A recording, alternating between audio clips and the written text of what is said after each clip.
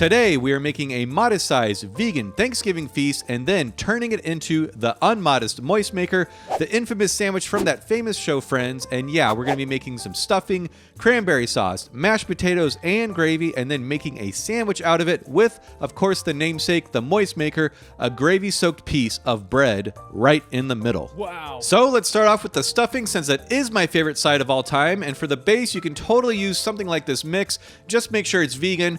And this is a great shortcut, but today I'm going to make it with a loaf of white bread. And all we need to do is cube this up and dry it out in the oven. And I personally like keeping the crust, but take them off if you like. And I don't really worry about getting them the exact same size. In fact, I like to mix it up. And now once they're all cubed up, add them to a sheet tray, and we're going to toast them at 350 degrees Fahrenheit for about 20 minutes or until they are pretty close to croutons. About halfway through, I like to stir them around like so. And now for the filling, this will be a fairly standard sage and sausage sort of mixture. We're going to use 4 of these Beyond sausages, but you could totally use mushrooms or whatever you like instead.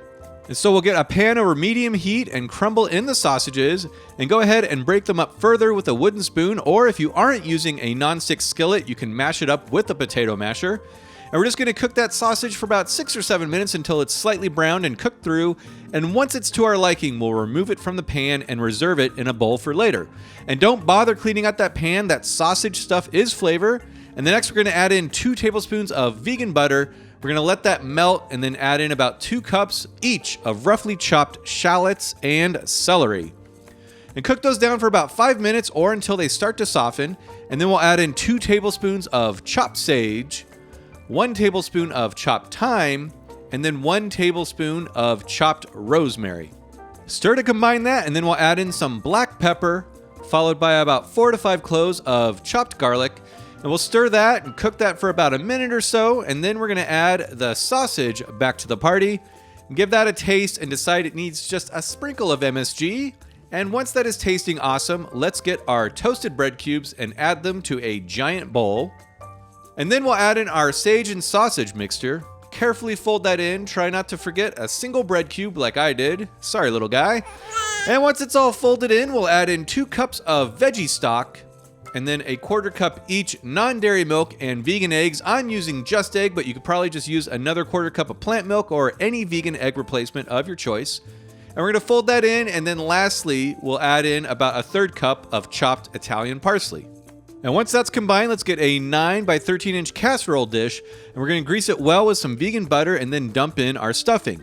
And we're going to bake this at 350 degrees Fahrenheit for about 45 minutes. I recommend checking halfway through. If it's getting too brown on top, you can lightly cover it with foil.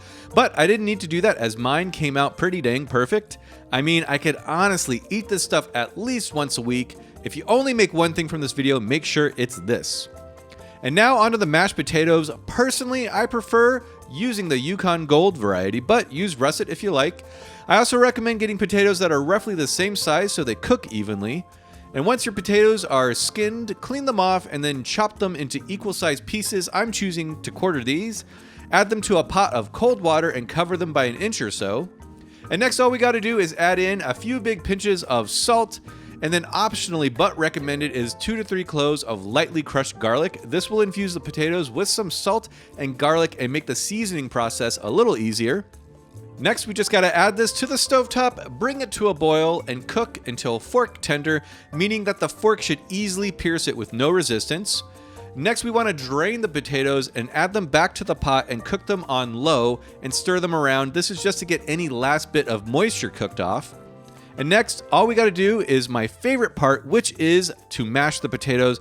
But today we are using a potato ricer, which not only does a better job of mashing the taters, but it's super fun too. It's basically like a giant garlic press. You just got to load the potatoes in like so, and then give it a good old squeeze, and you have riced potatoes. Highly recommend if you can get one of these things. They're super fun, and they just do an amazing job as well. And now for the mix-ins, we're going to get 1/4 cup of vegan butter, 1.5 cups of non-dairy milk, a 1/4 cup of vegan cream cheese or sour cream, and then 1 teaspoon of onion powder, 1 tablespoon of mushroom powder, and 1 tablespoon of nutritional yeast to comply with vegan law, of course. And then we're going to whisk that around, and once it's heated through and melted, we can add it to our riced potatoes. And so then it's just a matter of folding this in, and depending on how wet you like your mashed potatoes, you might want to add in more milk or butter. But for me, this is the kind of consistency I like, especially if I'm putting gravy on them, which I usually am. If it's too wet, I find the gravy just turns it into like potato soup, which is not my favorite thing.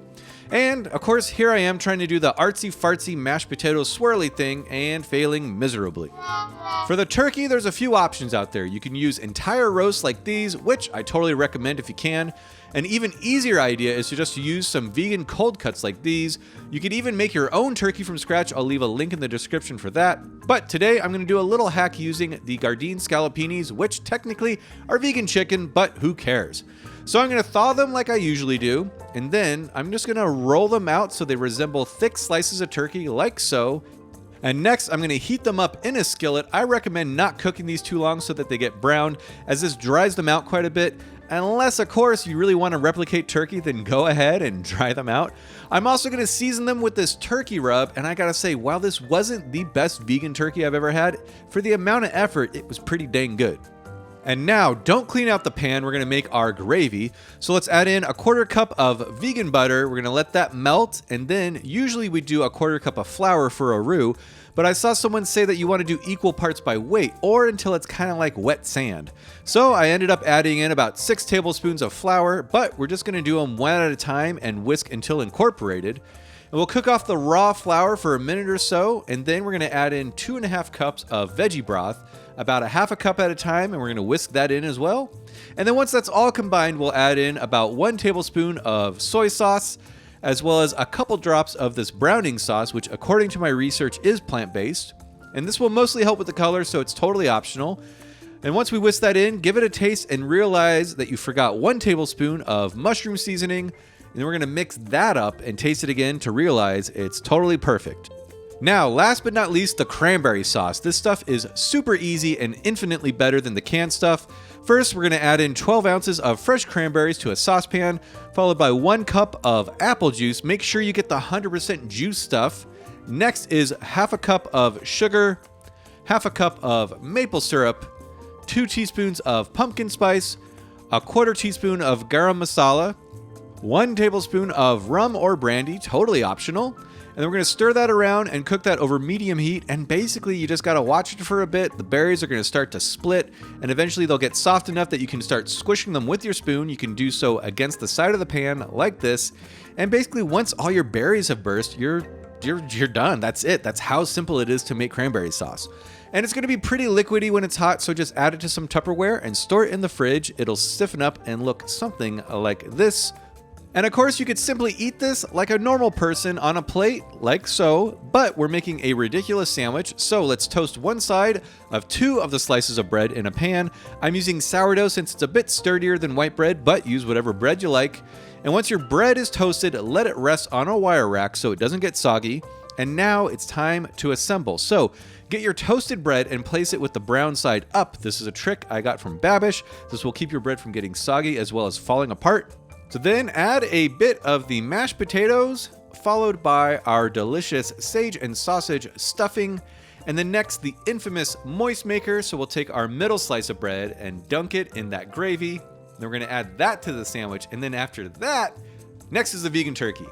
There you go. Slather on some of that cranberry sauce on the top piece of bread, and now that is just an absurd sandwich. And like with all absurd sandwiches, I'm going to wrap this one up so it's a bit easier to eat.